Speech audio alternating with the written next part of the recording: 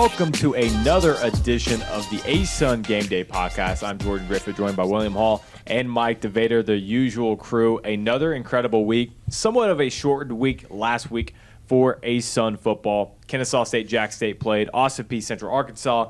EKU played Southern Utah. We will talk about all of those matchups here shortly. We have only 2 games to preview this week. We have Central Arkansas and Lindenwood, then Kennesaw State and North Alabama. So, again, a few teams are on the byes. We have Jacksonville State on the bye, one of many teams. Last week, you had UNA off the bye. They come back, and they play Kennesaw State in their first ASUN Conference game. We have a lot on the line for North Alabama. Guys, looking at last week's scores, we had an overtime game. Jacksonville State beating Kennesaw State 35-28 in overtime. A Sterling Gallbrandt catch at the very end, and then a strip sack for Jacksonville State. Their defense showed up exactly when they needed it. Central Arkansas with a 49-20 defeat of Austin Peay, number 16 in the nation, Austin Peay. EKU winning 35-28 over, at the time, the leader of the WAC, Southern Utah, 35-28. Now, we did talk last week, we kind of had to take sides between Austin Peay, Central Arkansas. I took the Central Arkansas side. You did. A 29-point win.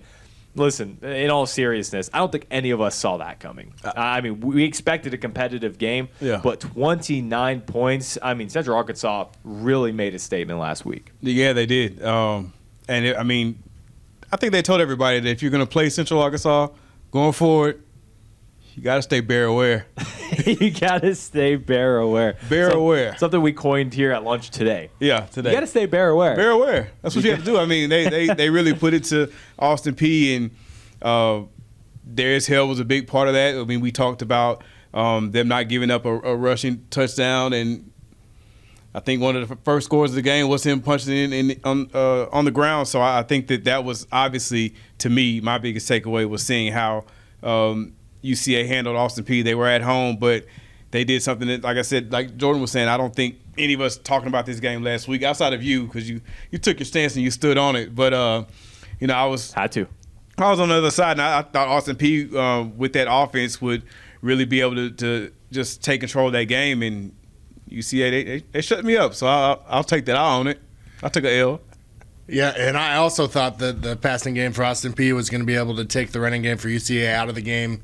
Might be a little too tough for UCA to come back if they were to be down a couple scores. But, man, I think this shows that originally we might have thought that it was a little top-heavy after we got through a couple weeks here in the ASUN. But, man, this is showing that we have parity now throughout the league, and anybody can beat anybody, because the ranked teams we thought were going to be there are now getting beat. Teams that are starting slow are starting to hit their stride. Now Central Arkansas, who knows what happens? Austin Peay, you got to go on a bye. How are you going to recover? But Central Arkansas might be hitting their stride at the right time. You look at that game going into halftime, the score was 7-6. 7-6, Central Arkansas led. The final score is 49-20. What? That doesn't make any sense. Central Arkansas scored 21 points in the third and fourth quarter. Austin Peay with a pair of touchdowns in the third and fourth as well. And I think something that was very important in the third quarter, 2 of those scores, 1 for each side, both came via punt return. Cam Thomas, 92-yard punt return. Then Jared Barnes for Central Arkansas, a 64-yard punt return for a touchdown. You know those stats that you always hear, when you score in special teams, you win 70-something% of the time. Well, Central Arkansas ended up on that 70-something%. On the other side was Austin Peay. Have you ever seen a game with 2 special teams touchdowns? I would say I've seen special teams touchdowns. Let me rephrase. 2 punt returns touchdowns. I've never seen that. I can't remember it off the top of my head seeing it before. And I think, especially consecutive scores. They were back to back. Yeah, it just that's crazy. I think special teams in that game. And in our other conference game, special teams was also in that Jacksonville State, absolutely, Kennesaw State game. Special teams played a part in that. So I just think that was that third phase of the game that it can help swing things to your momentum. Well, what's funny, I think the special teams on the return side of things watched our podcast last week when I talked about kickers. And you did it, Mike. They were disrespected, thinking that it's all about the kicking game. Well, it is about the kicking game, but the guys returning those kicks had something to say about the outcomes last week. Yeah. All right, guys, other than what we just discussed, again, recapping the scores, Eastern Kentucky with a 35-28 win over Southern Utah, and then flip the score on the other one, Jacksonville State with a 35-28 win over Kennesaw State at home. For you guys, what were some of your takeaways from either of these games? The EKU game was just they were back on track or back doing what they do, that offense. Yep. I think over 500 yards of offense in that game. Parker McKinney was doing what he does, so I think that they just, after the loss to Austin Peay, I think they came out and they were just back on track with that offense, just producing yards. And, that was a great game. I think a great win to get the confidence back for EKU here going forward. Well, and I think it's wild that both of those games we're talking about had the same exact score. I know one of them was in extra time there and overtime, but for me, Jacksonville State, Kennesaw State, what a matchup. Jacksonville State hadn't beaten the Owls, I believe. They hadn't won against Kennesaw State. It was a great game, lots of back and forth with momentum, but honestly, the ending was crazy, and to tell the truth, I don't understand what happened. Interesting. I really don't know what happened, but it is what it is. I don't like that saying either, but they scored a touchdown. Jacksonville State got. Don't ask me about it. Can we call it interesting? Is that not strong enough of a word? We will call it interesting, Yeah. definitely, because it was. There were just a lot of factors. If you watch the play, you know what we're talking about. There were a lot of factors that went into that play. Gallbrand goes out of bounds. Was he pushed out of bounds?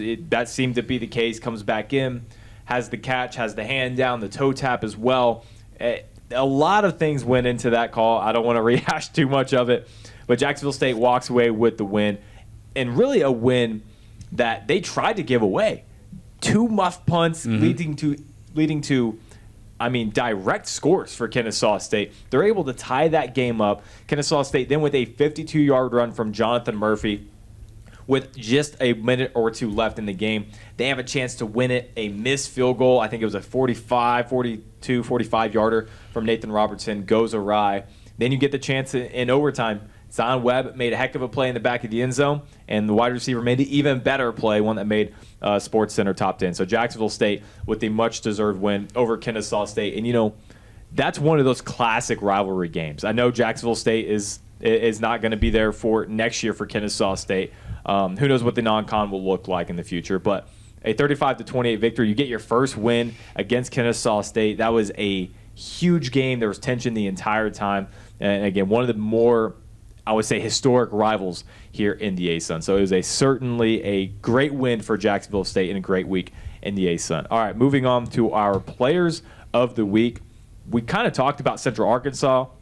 Wanted to stay away from Will McIlvain because, man, what a week that guy had, William. Yep, he completed 20 of 31 in his passes, 261 yards, connected with 9 different receivers to win our Offensive Player of the Week here from UCA. And it was career best 4 passing touchdowns. Scoring tosses were 14, 44, 32, and 37 yards. So, obviously, UCA had a great game offensively. Had a good game defensively as well. Our Defensive Player of the Week also came from the Bears. His first career, 6th time that UCA has taken home the Defensive Player of the Week. Demetrius Charles, career-high 12 tackles in that win, 4 solo stops, and recorded a pair of tackle for losses for a loss of 11 yards combined. Also had a sack for a 9-yard loss. So, defensively, as we talked about, UCA was dominant on both sides of the ball in that game. Austin Peay on the other side, you mentioned it earlier. Cam Thomas, that 92-yard punt return for the touchdown, took home our Special Teams Player of the Week. And Jacksonville State, Fred Perry, Freshman of the Week, led the team with a career-best 111 tackles. Oh, wow. That would be a record. Whoa. That'd be pretty good. I think he just won Defensive Player of the Century. I have to check the archives. There might be a guy with 113 out there. Look that up, Mike. You got me? Is that our stat of the week? Can we go with that? Yeah, I might have to rewrite some stuff. Yeah, somebody had 113 tackles, but he had 11, 4 solos, so it's not quite 111, but it's good enough to get our Freshman of the Week for ASUN football. You're looking at the maturation of the quarterbacks in the ASUN. You look at Jonathan Murphy now starting over the ASUN preseason player of the year so far. Who knows if that will stay, but he's had an incredible start to the season. Parker McKinney has, of course, had an incredible start. Mike DeLillo has won a few of these awards himself, and now you throw a guy like Will McIlvain into that mix. he has a lot of guys around him. Darius Hale being one of them. He had 2 scores. But, man, Central Arkansas, again, we talked about maybe this conference could be top-heavy. I don't know if that's the case. No, Central Arkansas, I don't think that is the case anymore. Central Arkansas has proved that they're a legitimate threat. I mean, I know it's early, but 1-0 in the ASUN, they look awful good right now after last week. Oh, yeah. I mean, in case that, you weren't sure about them. I know they had a tough start to the season schedule-wise, and, it is what it is. But now we're in the conference play, and these games matter, and they made a statement that, bear aware. Got to be bear That's aware. what you need to be when you're playing UCA. If you're playing UCA, you better keep that bear spray on you. Keep that thing packed. Well, good thing I have 2 packs then, so we're good there. But I think one of the Like 2 packs. DeVader. One of the funniest things about how this is working out in the ASUN so far, it's always cliche, but what have you done for me? What have you done for me lately? And it's a marathon, not a sprint, because all the time we think we know where this is headed, but more we think is going to stay the same, the more it changes, because 1 week at a time, it's a different week. It's almost like a different season every week. Yeah, because weren't we just talking about between Austin P and EKU? We were just having that conversation. Were we watching the champion? That was like 2 weeks ago. Yeah, it was at the and then after Austin P beat EKU last week, we were like, well, it's Austin P. Yeah. Oh, well, now it might be UCA. Yeah, it's crazy. It's been quite a crazy start. Exactly. Central Arkansas getting a big-time win last week. We now have 3 teams on the bye. Also something I wanted, before we move on, actually, Cam Thomas, returner for Austin P. You want to talk about fast. He's won 2 special teams players of the week this year, right? I believe that's right. No, this was his first. His first? Well, whatever. Yeah, one's like 2. Yeah. Right. But he he's had a good year so far as a punt returner for Austin P. You heard and you hear it every single time you hear Scotty Walden talk. They want to play fast. That guy's fast. So Cam Thomas, a punt returner, I think we'll probably see him on Special Teams Player of the Week once or twice in the future. Okay. Our bye weeks, we have more bye weeks than we have actual games this week, guys. It's kind of crazy here. Austin P on the bye, EKU and Jacksonville State, all of those teams getting some much-needed rest. So that leaves Central Arkansas and Lindenwood and Kennesaw State, North Alabama. Looking at the first game, Central Arkansas and Lindenwood, I'm not going to make it any secret. We'll talk about on the other side of our break here, but Kennesaw State and you can't even get it out. Kennesaw State, North Alabama is going to be the game of the week. I mean, you are so excited for that game. Yep. I mean, there's 2 games to pick from, so this is what it's going to be. I'm sorry, but it's 2 games. Central Arkansas versus Lindenwood. Guys, we talked about Central Arkansas quite a bit. What do we see from the other side in Lindenwood? Well, I just think it's a matchup that Central Arkansas should be able to handle. I know it's one of those games that you really don't know what's going to happen. You expect certain things to be a certain way, but how's Central Arkansas going to handle coming off such a high like they have been? They hadn't started the season so well, but bam, they get a good performance. Can they put back-to-back good performances together? I think scheduling helps them out here. I think they should be able to do that. But how can they manage those expectations from what they did last week to coming into Lindenwood on Saturday? I mean, Lindenwood's coming into this game. They're 2-2 on the season. They're getting a lot of yards per game. So I don't think that UCA. I mean, they're moving the ball. They're actually scoring more points per game than UCA so far. So I don't think as much as you need to be bear aware. The Bears need to be aware and make sure that this isn't one of those games that they just kind of, looking ahead to something else after it. That Lindenwood, they're coming to play. So I think this game, I agree with Mike. I think Central Arkansas can take care of things in this game, but not to come into it and just assume you're going to just, walk through Lindenwood. Well, if you want to use football math in any stretch of the imagination, UCA played SEMO 2 weeks ago, lost just by 1 score. Lindenwood played SEMO last week, and that was a 49-28 loss. So football math doesn't make any sense, but that's kind of encouraging for Central Arkansas fans out there. But one guy to watch on this Lindenwood offense, quarterback Cade Brisker, eclipsed the 400 mark of total offense last game, 346 passing yards along with 80 yards on the ground. This is a dual threat quarterback that Central Arkansas is going to have to keep an eye on. And guys, I know we've been kind of foreshadowing it, and he's had a good season so far, But I think this might be the first time we see that Darius Hale, that 150-yard game. It just feels like this is going to be one of those up and down, back and forth kind of offensive games. Now, Central Arkansas's defense held a very good Austin Peay offense last week to just a few points. So, I mean, really nothing. 20 points compared to 49 when you score on the other end. What Austin Peay's been doing this year on offense, holding them to 20 is a big deal. Yeah. They might do that the same thing to Lindenwood, but it is going to be another tall task for an OVC opponent. So you said 150. You going on record with that? Oh, is that my bold prediction? Is it? Last week was my worst one. That's saying something too. Yeah, that's really saying something because I've had some bad ones. Yeah. It's been rough, but I mean, but is you come up with a bold prediction every week, I mean, I'm pressing right now because I just want to get one out every week. Yeah. Okay. I do it for you guys. I do it for the fans. No pressure. I mean, if you don't want to, I mean, 150. There are 2 games. I got to do something. I mean, I know the next game is. I might double up.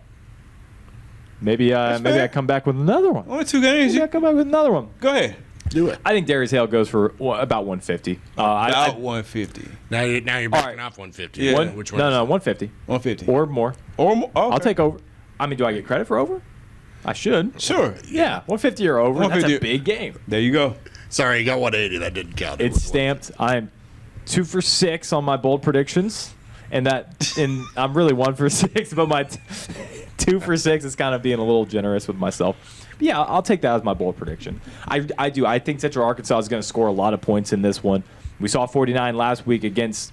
No disrespect to Lindenwood, but I think a better defense than Austin Peay, a defense I think's had bigger tests. I think they're going to be successful early against this offense. You're going to have some time in the third and fourth quarter to run the ball with a very successful running back like Hale. He's found the end zone. He has, I think, 5 touchdowns on the year, had 2 in the last game.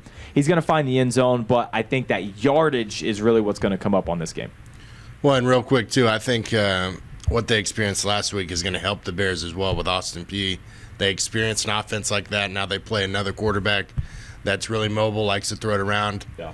It might not be to the same level as Austin Peay, but at least that experience that they had last week, they know what to do, they know how to prepare, and I think they can put a good defensive performance forth on that game as well because it's back-to-back similar style of offenses. Maybe not to that degree, but I think that plays into the Bears' hands. All right, Mike, you're hyping up your stat of the week this week. You said you found one that you absolutely loved. What is it? Yeah, it's real interesting. I actually had one that I was going to do, and then I decided not to, and I was lucky enough to find one that was even better, which makes me excited to display this standout stat for this week. So last week, obviously, we know we talked about special teams and giving love to the kickers because they're people too, and everybody knows that. And to the dismay of our punt returners around the country, they like to show me up a little bit last week. So that was even greater that we had those punters and kickers crying because those kick returners were scoring touchdowns on them. But speaking of bringing the pain, that's what we're going to talk about today. And the people that like to dislodge the football from those ball carriers and cause fumbles. And our stat's going to be about fumble recoveries throughout the ASUN, which we have 25 fumbles that have been forced so far this year in 2022 between our ASUN teams, ranging from 2 per team to 7 per team, which we have JSU and KSU both at 7 that lead the league. And what's even better about that is that it's tied for second in the NCAA. Both those schools are only behind McNeese State with 8. So we have 2 teams right on the cusp of leading the country in fumble recoveries, And if we were to average out those 25 between our 6 schools, 4.16 per team, which would get them right about the top 25 in the country as well. So to me, we talked about special teams, offense a lot, but our defenses are forcing fumbles. Our teams are getting those extra possessions, and being one off the NCAA lead is not too shabby for those 2 schools.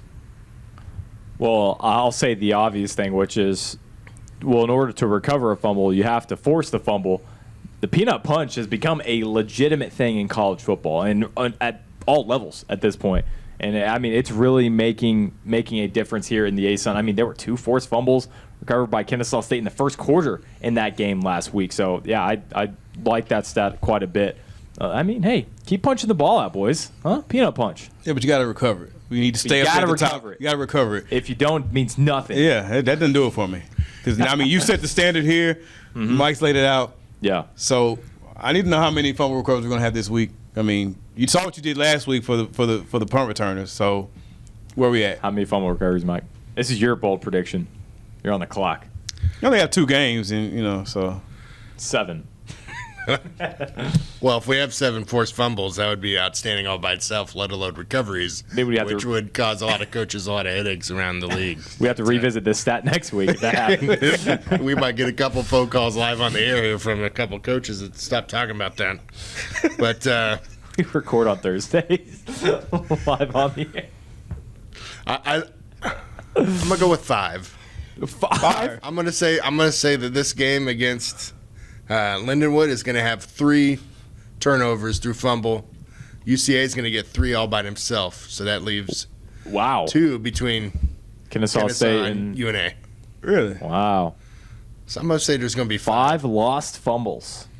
Okay. It could be a snap. It could be. That's a lot. That is a lot. I like it. I mean, I went with 7. That's not far off. Yeah, it's 2 more.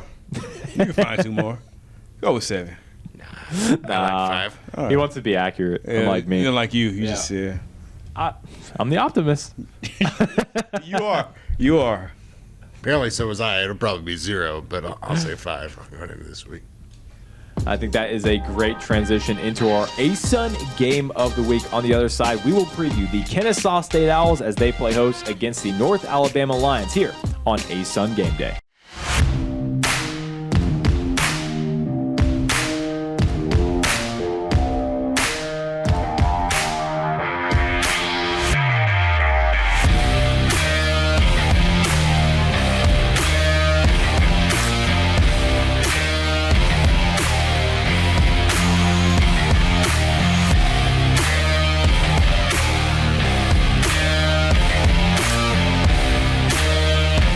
Welcome back to the ASUN Game Day Podcast. Once again, Jordan Griffitt, William Hall, Mike DeVader. Our game of the week of 2 games, Kennesaw State, North Alabama, our only conference game.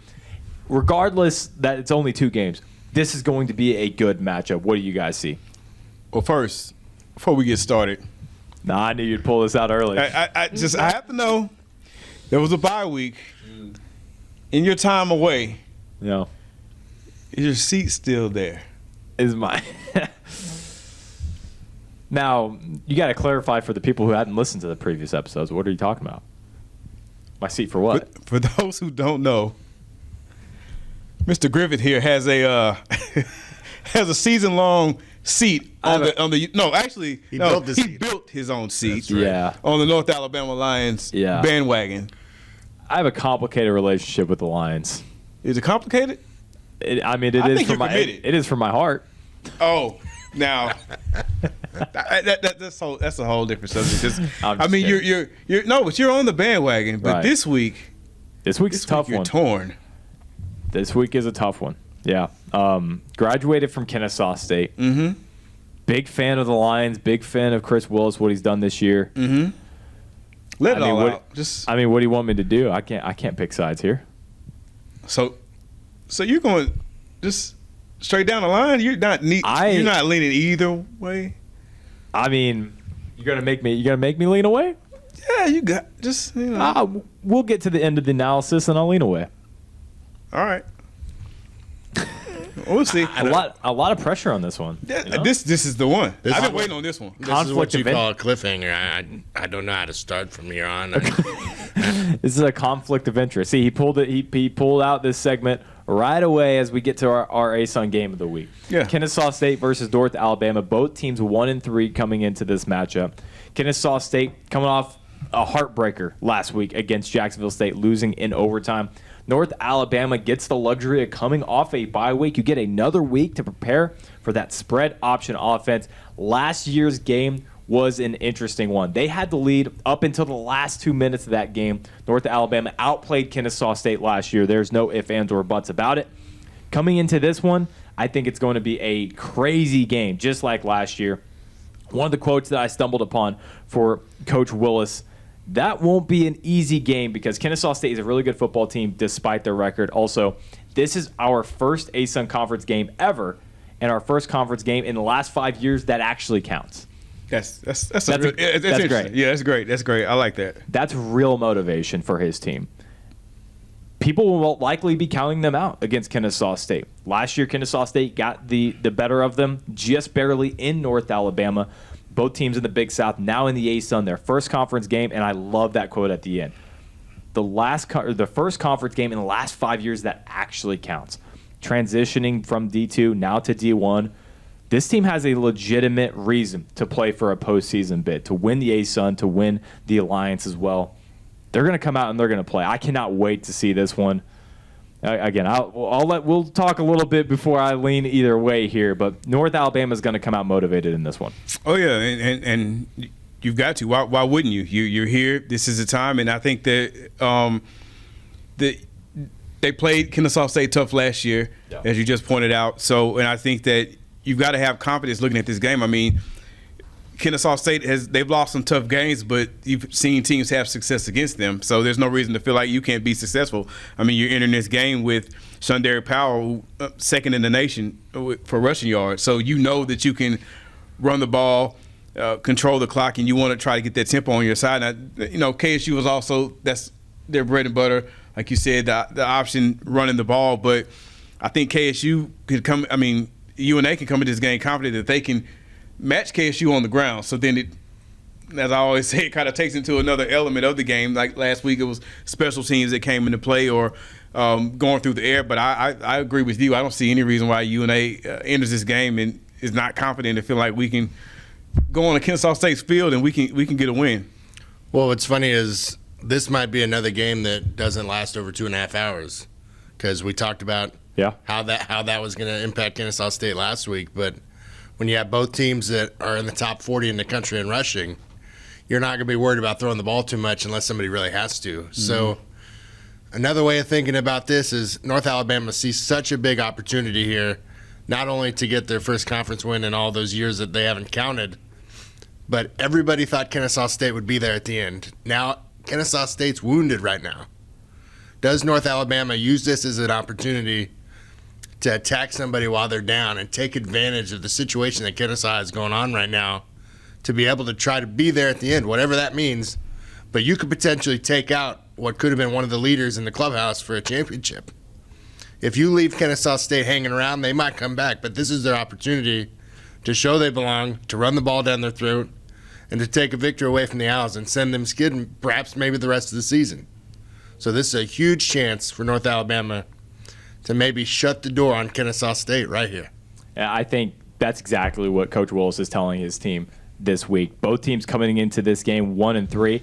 But at the same time, both teams still eligible. Everything's right in front of both of these squads. 1-3 really doesn't mean a whole lot because you have FBS losses. Jacksonville State, one of the losses for Kennesaw State, the lone ASUN loss for them last week.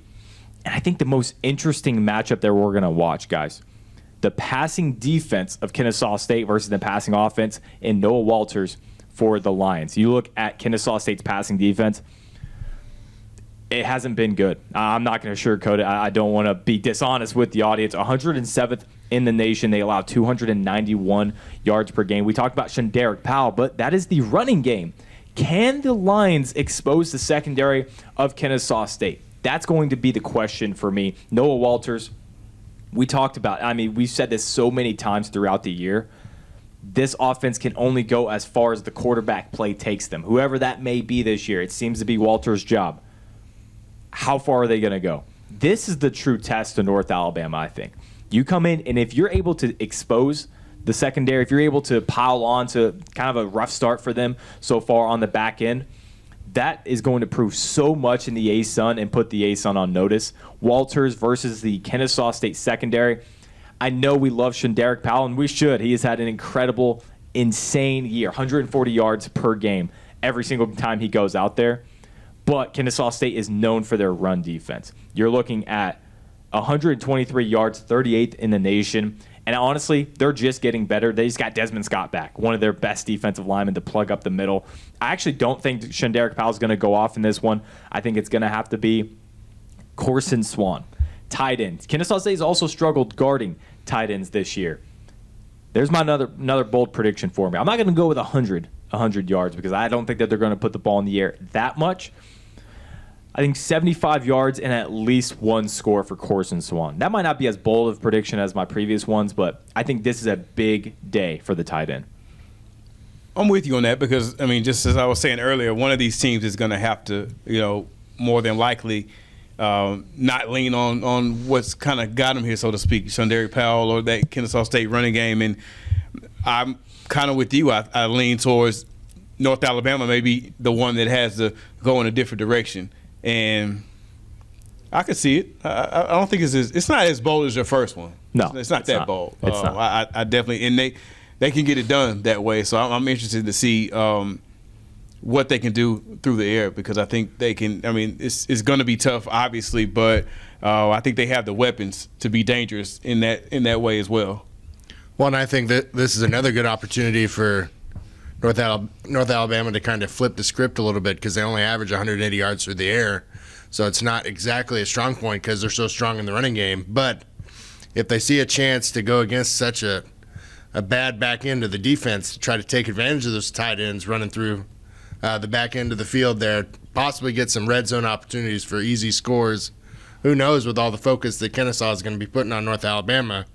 Something's got to give there because you got an offense that doesn't really throw the ball a whole lot, but they could see some real opportunities for some big plays down the field against a team that's struggled on the back end covering the pass. Now, you look at the other weapons that UNA has on the offensive side of the ball. I didn't even mention Takari Kennebrew, ASUN preseason selection. Cortez Hall, same case with him.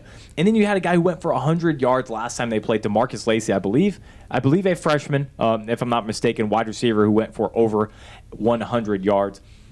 But Coach Brian Bohannon is a master motivator. And I promise you, if he had this clip of us talking about this game right now, that would be on repeat in the locker room. He understands that everyone is turning on Kennesaw State right now. That's the case. That's just the case in Atlanta. People are trying to bury the Owls. We'll see if that happens here on Saturday. They got a lot of work to do. Simply put, they cannot come out and play like they did in the last 2 weeks. North Alabama is a much improved and a much inspired, motivated team over the last few years. It's going to be an incredible matchup. North Alabama is here to show what they are all about here in the ASUN. I mean, is it that time? Yeah, it's that time. We're here. Listen, if you're going to make me pick here, I'm going to have to go with Kennesaw State. I think they have a slight edge, and I think that their back is against the wall more than it has in program history. I think that they absolutely need this win. They lose to North Alabama. They go 0-2 in the ASUN. Things are that's not good. I don't want to get into too much detail, but that's not good.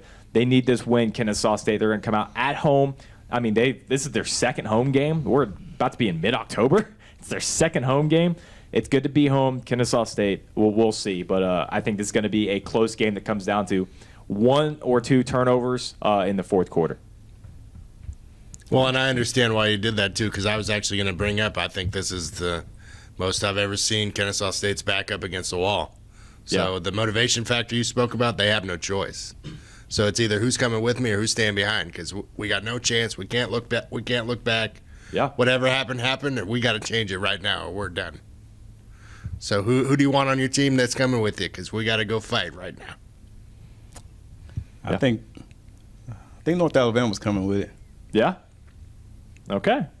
I like it. Yeah. Mike?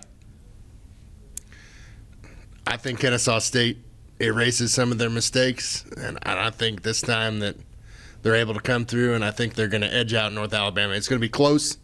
Yeah, absolutely. I think it's going to come down to those mistakes at the end of the game.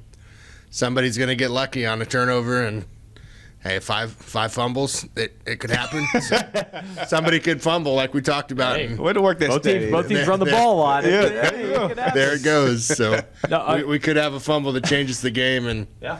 I think some good luck's going to be on Kennesaw's side this time, and I think they're going to not necessarily run away with the game because I think it's close to the very end. But that last turnover might give them 10-point victory. But it's going to be a dogfight the whole time. And listen, I don't think that there's an easy win or anybody that can't compete in any of these ASUN games. I think that's been proven so far this year, especially just last week with Central Arkansas beating Austin Peay by a wide margin. Yep. I wouldn't be surprised if North Alabama came in and did the same thing. I wouldn't be surprised if Kennesaw State did the exact same thing. So we will see on Saturday, our ASUN game of the week, Kennesaw State versus North Alabama. All right, our game within the game.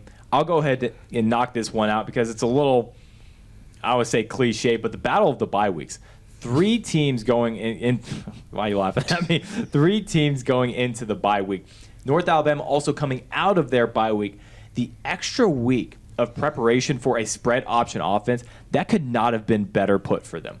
You have that extra week to prepare for an offense that no one else runs really in the FCS other than the Citadel. I don't think there's any other spread option offenses out there. And then some teams that need some rest. Austin Peay, after a game like that, go reevaluate some things. They got knocked out of the polls all the way back to receiving votes from 16. A little unfair in my opinion, but that's just what happened. That's just what happens when you lose like that. EKU going back into another bye week. Their team doesn't need to reevaluate. They just need to keep doing what they're doing. Same with Jacksonville State. Both teams scoring 35 points last week. So the battle of the byes, especially highlighting North Alabama, getting that extra week of preparation on a Kennesaw State team in their first game in the ASUN, and the first game in 5 years that counts. Yeah. Love that. I think my game within the game is probably going to be North Alabama's passing defense is what I'm going to be looking to. Ooh. Because they've got 6 interceptions so far this year. Yeah, they've turned the ball over. 15th in the country. So I think if, do they turn up at Fifth Third Bank and do what they do and cause a turnover, and there you go. It just might go the other way than you. It doesn't help me through the air though. We're not going for your fumble stat right now. This is just interception. Ball gets punched out. They pick it up, and then they get punched out again. So they bringing it back. They fumble themselves. That counts as a fumble recovery. No. UNA intercepts it. They run back. Kennesaw State punches it out. Kennesaw State starts to take it. They get punched out. UNA. I mean, you got 2 turnovers. Two right there in one play, and the interception. I mean, that happens all the time. Yeah, I've seen it. That's my game within the game. If that passing defense comes on the road and that they can force Kennesaw State into throwing the ball and then capitalize on a mistake like they've been able to prove this year that they can do. So interesting. Well, I think we've kind of talked about this ad nauseum, and I think it's great for college football, but I think it's the mindset of Kennesaw State. Like you've said, they're up against the wall. Everybody's talking down to them. They didn't start the way that anybody thought they would. I mean, the preseason player of the year is not there right now. Everything is kind of falling on top of them. So this is the time that we're going to really see what Kennesaw State's made of. They're back at home. How are they going to respond to everything, all the noise? I mean, Nick Saban calls it rat poison, but this is a negative because they're not having success right now. It's not like people are telling you how good you are. It's everybody's leaving your side now. So this is where you find out what kind of man you really are, what kind of men you got around you, what kind of teammates you really have. Because they're going to have to pull themselves up by their bootstraps and get things going because they have no other choice but to play their best football on Saturday. And the mindset of the team with the motivation from Coach Mohannon, I think that's the biggest storyline because if they set the tone early, that's going to be important because if they come out flat again or they have a couple fumbles like they did last week against Jacksonville State, that might start to creep in their mind again that it's about to happen all over again. So how they come into this game is a huge key, and I think that's the game within the game for me, Kennesaw State's mindset. Yeah, I think that's said very well. So moving on to our ASUN preview. We're done talking about football. We got our ASUN preview, and then we will wrap it up with trivia. William, ASUN preview this week. I mean, it's that time of the year. Soccer's in full swing. Obviously, we're closing in on the start of our women's soccer championship. Men's soccer is a week later, so the points are starting to pile up. All the matches are starting to matter a little bit more right about now, and, of course, volleyball still going, and as well as basketball. We're gearing up for that. We just had our men's basketball preseason awards announced. Women's basketball is next week, so it's starting to feel like something's about to happen. Yeah. A couple of trophies about to get handed out. Yeah, we got our ASUN men's basketball preview coming out tonight. Looking forward to it. Yeah, tonight. Yeah. Well, I mean, I guess Tonight. Thursday night. Yeah, it did. Yeah. You better have watched it. You better have gone back in time and watched it. Yeah, I'm very, very excited for that to come out here on Thursday night. All right, our ASUN preview. Now, let's go to our trivia. Our updated scoreboard, I was finally able to get on the board. William leading the charge with 4 points, Mike with 2. Again, I finally got on the board. Probably my first and last. I celebrated like it was my last. You did. Because I knew it. Because I knew that's it for me. So we'll see if we can come up with something else here this week. All right, trivia. Are you guys ready? I'm ready. Go for it. Absolutely.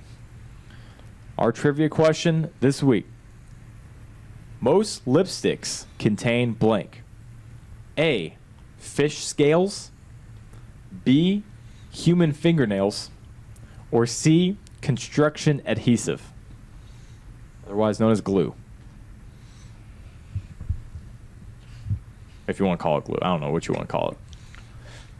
Good thing you said something else. I was going to say, can you say that in a sentence or give me a definition, please? Construction adhesive. Yeah. Fish scales, human fingernails, construction adhesive. I guess that would just be any sort of glue or glue kind of features that they use on a construction site. Those are your 3 options.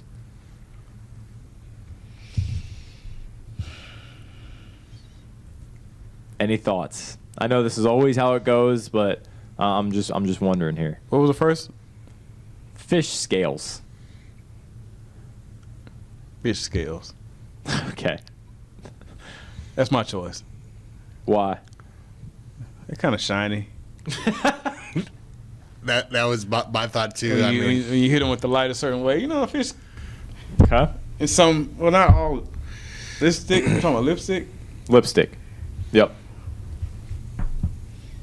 Well, does that change things for you? Feels like it does. Were you thinking of chapstick? How chapstick's kind of shiny? Nah, I think at some point I switched to like fingernail polish or something in my head. I just knew it was something. Okay. Yeah, I'm gonna stick with fish scales because they shine. Okay. Sort of, kind of. Mike DeVader. I mean, I can see that too. Fish scales. Whoa, Mike. Whoa. Don't. I think B, human fingernails is absolutely disgusting. Maybe that's where I started thinking about fingernail polish. It was like human finger. Yeah, that's what it was. I threw that one out. So it distracted me though. I mean, based on how many weeks we got left and looking at the score here. So you're being strategic with your answer, not necessarily what you believe. Fish scales is it seems a little too odd for me. Human fingernails is just really, really gross. So I'm gonna say it's gross. Yes. I'm gonna say something that's Like who? Everyone clips their fingernails. So but they don't put somebody's it in the job jar. is to go grab it. Listen, and put it in. listen. I don't make lipstick, William. Okay, I just make the trivia. That's terrible. What was the other one? Wonder where you get them from. Glue. Oh, yeah. Construction adhesive. Construction adhesive. Yeah, that makes no sense. But it's kind of hard to get it out of your clothes. What? What? Do you have a new answer? We're talking about lipstick, right? Yes. Yes. Yeah. You don't want that on your clothes. Okay. Does that change things for you? I feel like you want to change your answer. I wait on Mike. Well, yeah. Let's see what Mike goes with. This is taking forever. Well, Mike's trying to. we're not supposed to let map out how many minutes he's got to the season's over. We're not supposed to make our decisions based on others. But I'm going to say C, construction adhesive, because the adhesive at a construction site makes no sense to me. Seems super powerful, and I think the goal of lipstick is to keep it on you. And That's what I'm saying. You don't want to get it on your clothes. It's hard to come off. I'm going to say C. I'm gonna stay with the adhesive because you don't want it to smear on anything. So. Right, because you don't want it on your clothes. That's what. See, he gets it. Yeah, like I said something crazy. Okay. So does that mean you're sticking with A, or you're going to C? You see, you seem to have ruled out human fingernail. Yeah, that's out. It's definitely not that. I'm still gonna go with the shine. The slight shine. We're sure here. We're locked in. Are we sure? Backs against the wall. No choice. Yeah. Any verbal? Okay. There's a winner this week. And it's not you. It better be, because It can't be the fingernails. And it's not me. Okay, so it's not you. It's not me. I feel better already. That's just disgusting. And it's not Mike. It's fish scales. Oh, You're correct. that was going to be my... You should have stuck with your first mind, Mike. Don't let me. I've done this 3 times. Yeah. And you know, every time. We're going to have to... You have gotten almost every single week right. Which one did I miss? The one last week. That's the only About one. the potato chips. Very first one, excuse me. Okay, so you missed 2. I finally got one the first week. I mean, good for you, man. You're good at this. Oh, I am. You're good at this. I'm bad at trusting myself, apparently. Yeah, because you sounded very confident about the fish scales with me. I don't know what's wrong with You started there, then the construction adhesive. But that's.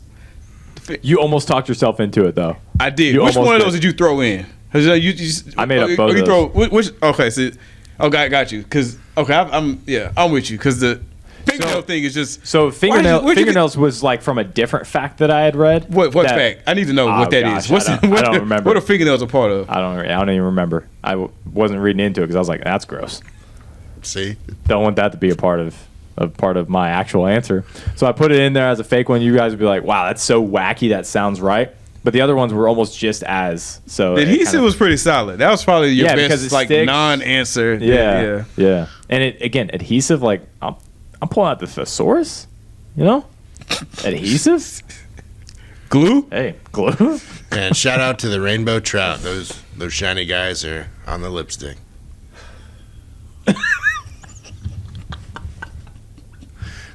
That'll do it here on the ASUN Gameday Podcast. Catch us at Kennesaw State versus UCA after this week. We're going to be on site. I cannot wait to be on site. We'll do a version of College Game Day, ASUN Game Day, live on site at Kennesaw State versus Central Arkansas. Make sure to watch 2 games this weekend. And we got a lot of good action coming up in the next 2 weeks here in the ASUN. Jordan Griffitt, William Hall, Mike DeVader. That was the ASUN Game Day Podcast. We will see you next week.